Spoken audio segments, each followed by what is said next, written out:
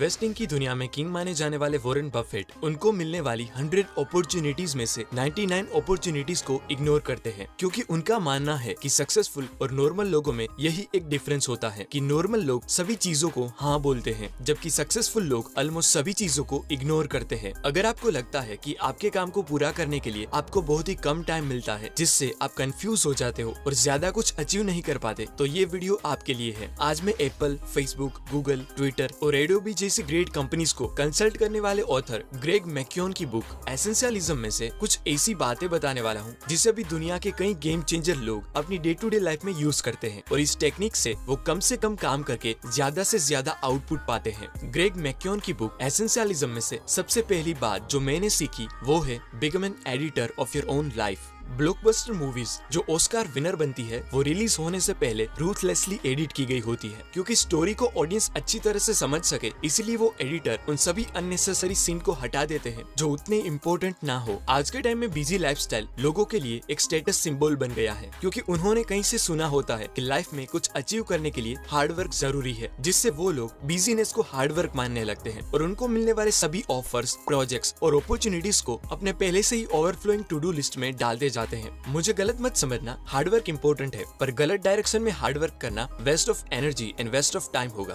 For example, एक person कोई एक पॉइंट से सभी डायरेक्शन में 1 किलोमीटर दौड़ता है, यानी कि वो दौड़ा 4 किलोमीटर, लेकिन फिर भी वो अपने स्टार्टिंग पॉइंट से किसी एक डायरेक्शन में सिर्फ 1 ही किलोमीटर दूर गया होगा। जबकि कोई दूसरा पर्सन कोई एक पॉइंट से सिर्फ एक डायरेक्शन में 4 किलोमीटर दौड़े तो वो पर्सन अपने स्टार्टिंग पॉइंट से उस डायरेक्शन में 4 किलोमीटर दूर गया होगा। इस दोनों केस में इनपुट सेम था, लेकिन आउटपुट में ह्यूज डिफरेंस मिला। इसीलिए आप कौन सी चीजों को अवॉइड करते हो वो उतना ही इम्पोर्टेंट है कि आप कौन सी चीजों को चूज करते हो। हर वक्त बिजी रहने का मतलब ये नहीं है कि आप प्रोडक्टिवली काम कर रहे हो। अगर आप थोड़ा गहराई से सोचे तो आपको पता चलेगा कि आपके ज्यादातर काम उतने इम्पोर्टेंट नहीं होते जितना आप मानते हो। आपने परेटो प्रिंसिपल के बारे में तो सुना ही होगा कि आपके काम के 80% रिजल्ट्स आपके सिर्फ 20% एफर्ट से आते हैं और बाकी 20% रिजल्ट्स आपके बाकी के 80% एफर्ट से आते हैं। पर हर वक्त बिजी रहकर ज्यादातर लोग वो उस 80% एफर्ट पे फोकस करते हैं जो उनको सिर्फ 20% रिजल्ट ही देंगे, जिससे वो कितनी भी मेहनत क्यों ना कर ले वो कभी भी डिजायर रिजल्ट अचीव नहीं कर पाते और उस काम को छोड़ देते हैं। नो डाउट लोग हार्ड वर्क करते हैं, पर हेरोइक रिजल्ट सही चीजों पे वर्क करने से मिलेंगे, ना कि सभी चीजों पे।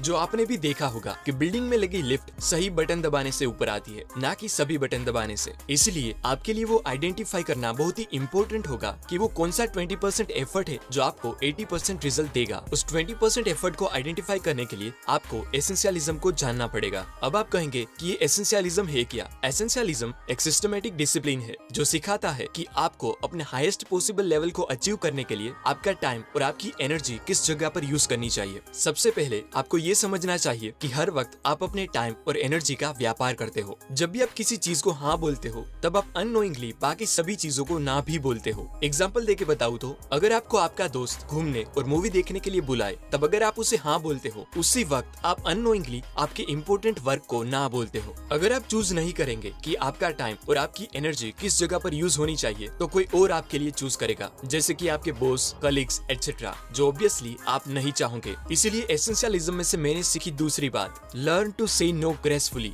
आर्ट डिजाइनर पॉल रैंड, जिसने IBM, Enron, Westinghouse and ABC जैसी कंपनीज के लोगो डिजाइन किए थे, पर उन्होंने स्टीव जॉब्स को लोगो बनाने से इनकार कर दिया, क्योंकि स्टीव जॉब्स अपनी कंपनी नेक्स्ट के लिए पोल से लोगों के थोड़े वेरिएंट चाहते थे। लेकिन पोल का कहना था कि वो वेरिएंट नहीं बनाएंगे, वो अपने आइडियाज और स्टीव जॉब्स की रिक्वायरमेंट के मुताबिक सिर्फ एक ही लोगो बनाएंगे। उन्होंने स्टीव जॉब्स को ये भी कह दिया कि अगर वो ऑप्शन चाहते हैं तो वो कोई दूसरे डिजाइनर के पास जाए। लेकिन बाद में पोल ने स्टीव जॉब्स की रिक्वायरमेंट के मुताबिक ज्वेल शेप का सिर्फ एक ही लोगो बनाया, जो स्टीव जॉब्स को काफी पसंद आया। और स्टीव जॉब्स ने एडमिट किया कि अभी तक उनके साथ काम कर चुके लोगों में पोल सबसे ज्यादा प्रोफेशनल पर्सन थे, जिसके साथ वर्क करना उनकी लाइफ का एक बहुत अच्छा एक्सपीरियंस रहा। इस स्टोरी में रियल लेसन ये है कि जब पोल ने स्टीव जॉब्स को ना कहा, तब थोड़े टाइम के लिए स्टीव जॉब्स के माइंड में वो अनपॉपुलर हो गए, लेकिन लॉन्ग टर्म पे उनको स्टीव जॉब्स से रिस्पेक्ट मिली। और एप्पल कंपनी ने पॉल रैंड का थिंक डिफरेंट का पोस्टर भी लॉन्च किया। कई बार आपके साथ ऐसा हुआ होगा कि आप किसी पर्सन को ना बोलना चाहते होगे, लेकिन सिर्फ उस पर्सन को प्लीज करने के लिए आपने उसे हाँ बोला होगा, पर बाद में पछताए भी होगे कि आपने ना बोल दिया होता तो अच्छा रहता। कभी कभी लोगों को ना ना बोलना डिफिकल्ट हो सकता है, क्योंकि आपको लगता है कि शायद इससे आपके रिलेशन बिगड़ जाए। लेकिन अगर आपको इफेक्टिव बनना है तो आपको ये चीज सीखनी होगी। लोगों को ग्रेसफुली ना बोलने के लिए आप इन 3 तरीकों में से किसी का भी यूज कर सकते हो। नो डाउट, ना कहने से आप थोड़े टाइम के लिए अनपॉपुलर हो जाएंगे, लेकिन लॉन्ग टर्म पे वो बहुत ही अच्छा होगा। आपको याद रखना है कि आप उस पर्सन की रिक्वेस्ट को रिजेक्ट कर रहे हो, ना कि उस पर्सन को। तो पहला तरीका है ऑकवर्ड पॉज, यानी कि आपका आंसर देने से पहले 5 सेकंड के लिए पॉज ले लो और फिर बोलो, जिससे आपको बाद में पछताना पड़े। ऐसा कोई भी कमिटमेंट करने से बच जाओ। दूसरा है आर्टिफिशियल डिले। जब भी कोई पर्सन की रिक्वेस्ट को हाँ कहने में अगर आप 100% श्योर ना हो, तब इस टेक्निक का यूज कर सकते हो। यानी कि सामने वाले पर्सन को कहो कि अभी मेरे दूसरे कई इंपॉर्टेंट काम बाकी है, इसलिए अभी मैं आपको कोई प्रॉमिस नहीं कर सकता, पर शेड्यूल चेक करके जरूर बताऊंगा, जिससे आप उस रिक्वेस्ट के बारे में थोड़ा सोच पाओ कि वो रिक्वेस्ट आपके लिए एसेंशियल है भी या नहीं। और लास्ट है सजेस्ट समवन एल्स। इसे यूज करना बहुत ही आसान होगा कि अगर आपको कोई ऐसी ऑफर करे जिसमें आप बिल्कुल भी इंटरेस्टेड ना हो, पर आपको लगता है कि कोई दूसरा पर्सन उस काम में जेन्युइनली इंटरेस्टेड होगा, तो आप उस पर्सन को सजेस्ट करें। ऑफ कोर्स आपको सबको ना नहीं बोलना है, उस रिक्वेस्ट को ना बोलना है जो आपके लिए नॉन एसेंशियल हो, जिससे आप उन चीजों को हाँ बोल पाओ जो आपकी लाइफ में सबसे ज्यादा मैटर करती हो। जैसे जैसे आप अपनी एसेंशियल चीजों पे वर्क करते जाओगे, वैसे वैसे आप अपने फील्ड में आगे बढ़ते जाओगे। तब आपको कई अपॉर्चुनिटीज मिलेंगी और ज्यादा से ज्यादा लोग आपके साथ वर्क करना चाहेंगे। ये सब अच्छी बात है, पर अगर आप एसेंशियल और नॉन एसेंशियल अपॉर्चुनिटीज को डिफाइन नहीं कर पाए, तो यही सक्सेस आपके फेलियर का रीजन भी बन सकता है, जिसे पैराडॉक्स ऑफ सक्सेस कहते हैं। इसलिए third point, set boundaries. Boundaries set करना क्यों इतना इम्पोर्टेंट है, वो मैं आपको एक कॉन्सेप्ट संक कोस्ट फॉलोसी की मदद से समझाता हूँ। अगर आप जानते हो कि आपका कोई नुकसान हुआ है, लेकिन फिर भी आप उसे एक्सेप्ट नहीं करते और अपना दूसरा नुकसान भी करवाते हो, तो उसे कहते हैं संक कोस्ट फॉलोसी। फॉर एग्जाम्पल, आपने 300 रुपए की किसी मूवी की टिकट खरीदी, लेकिन बाद में कई लोगों ने आपको कहा कि वो मूवी बहुत ही बोरिंग है, लेकिन फिर भी आप सोचते हो कि अभी 300 रुपए की टिकट ली है तो पूरी मूवी देख ही लेता हूँ। लेकिन आप ये नहीं जानते कि ये डिसीजन लेके आप अपना डबल नुकसान करवा रहे हो।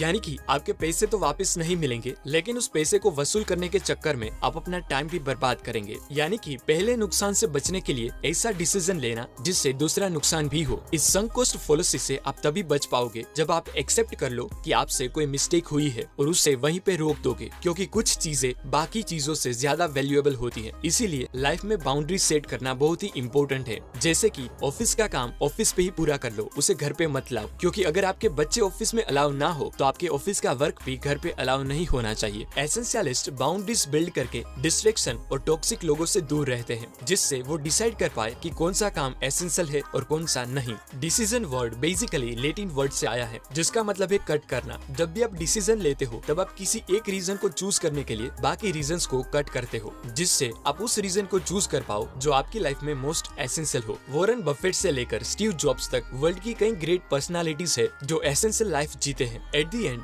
ग्रेग मैक्योन की बुक एसेंशियलिज्म में से मैंने सीखी सभी बातों की स्क्रीनशॉट समरी बताऊं तो लाइफ में सभी चीजों की इंपॉर्टेंस सेम नहीं होती। इसलिए खुद ही अपनी लाइफ के एडिटर बन के आपके वर्क में से अनइम्पोर्टेंट चीजों को हटा दे, जिससे इम्पोर्टेंट चीजों के लिए ज्यादा टाइम मिले, क्योंकि स्टनिंग रिजल्ट्स सही चीजों पे वर्क करने से मिलते हैं, ना कि सभी चीजों पे। सेकंड पॉइंट, कभी कभी दूसरे लोगों को ना बोलना भी सीख लो, जिससे आप उन चीजों को और उन लोगों को हाँ बोल पाओ जो आपकी लाइफ में सबसे ज्यादा मैटर करते हो। एंड लास्ट पॉइंट, अपनी वर्क लाइफ में कुछ एथिक्स बिल्ड करके एक ऐसी बाउंड्रीज बनाइए जो टॉक्सिक पीपल, डिस्ट्रैक्शन और नॉन एसेंशियल चीजों को आपसे दूर रखे। तो ये तीनों प्रिंसिपल फॉलो करके आप अपनी लाइफ और वर्क में उस 20% एफर्ट को इजीली देख पाओगे जो आपको 80% रिजल्ट देंगे, जिससे आप वो 20% एफर्ट पे वर्क करके, यानी कि कम काम करके भी ज्यादा रिजल्ट अचीव कर पाओगे। ये सभी बातें मैंने ग्रेग मैक्योन की बुक एसेंशियलिज्म में से सीखी है। अगर आप इस बुक को रीड करना चाहते हो तो उसकी लिंक आपको डिस्क्रिप्शन में मिल जाएगी। एट द एंड यही कहूंगा कि if you don't prioritise your life, someone else will.